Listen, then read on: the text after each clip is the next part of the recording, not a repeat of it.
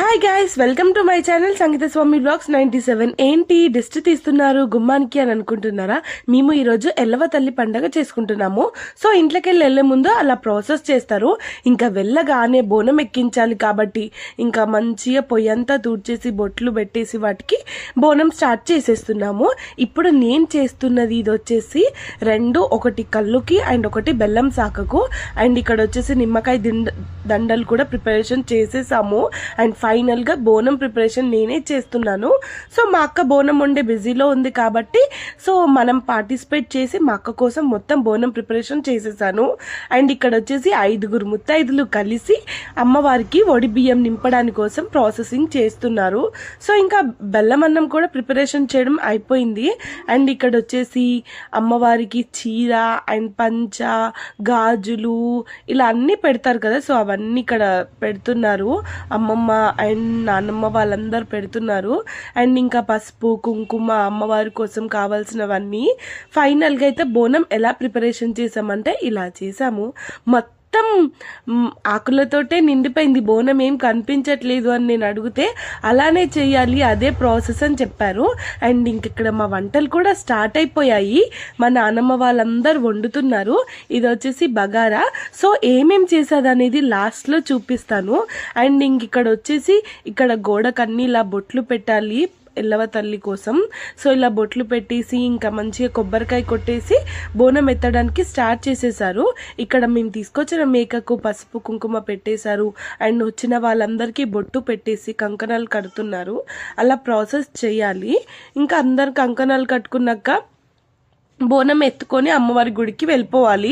ఇక్కడ చూడండి మా నాన్నమ్మ వాళ్ళందరూ వీడియోలో పడాలని ఏం వీడియోనో ఏంటో ఎందుకు తీస్తుందో అనుకుంటున్నారు. అండ్ ఫైనల్గా నేను వాళ్ళకి చూపిస్తే కూడా చాలా హ్యాపీగా ఫీల్ అవుతారు.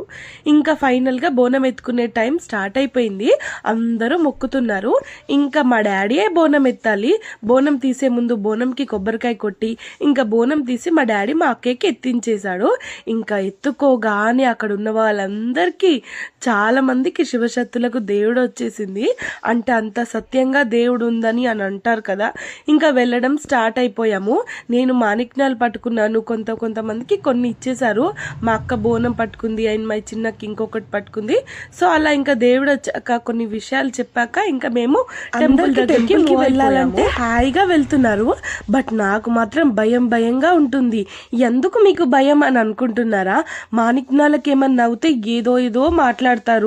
అందుకోసమనే మా మమ్మీ మా నానమ్మ మాణిక్యాలు జాగ్రత్త, బోనం జాగ్రత్త, మాణిక్యాలు జాగ్రత్త అని ఎప్పుడు చెప్తూనే ఉంటారు. సో వాటి కోసం ఎవరైనా ఎక్కడన్నా తాకుతారా, ఎవరికైనా దేవుడు వచ్చి ఇలా అంటారా అనే భయమే ఉంటుంది నా లోపల. ఇంకా మంచిగా అన్ని పట్టుకొని అమ్మవారి 3 చుట్లు తిరిగేసి ఇంకా గుడి లోపలికి వెళ్ళిపోయాము.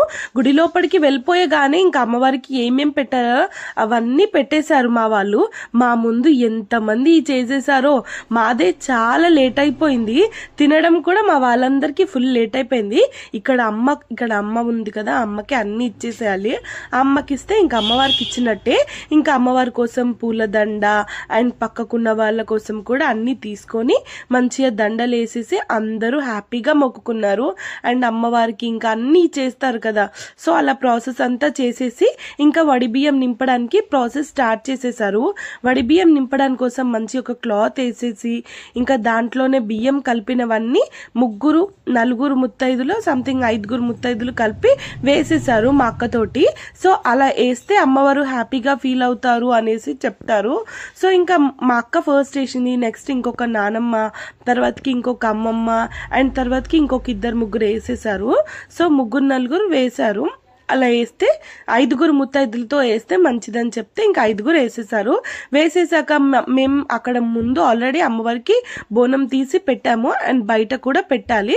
సో ఒక ప్లేట్లో బోనం అంతా తీసి పెట్టి పెరుగు, యాపాకులు, బెల్లం శాఖ, పెరుగు అండ్ ఇవన్నీ కలిపి అమ్మవారికి పెట్టేశారు. దెన్ నెక్స్ట్ ఇంకా మనకు మేక జల్తివ్వడమే. మేక కోసం అందరు ఎదురు చూస్తున్నారు, అమ్మవారు ఎప్పుడు ఇస్తుందా అనేసి.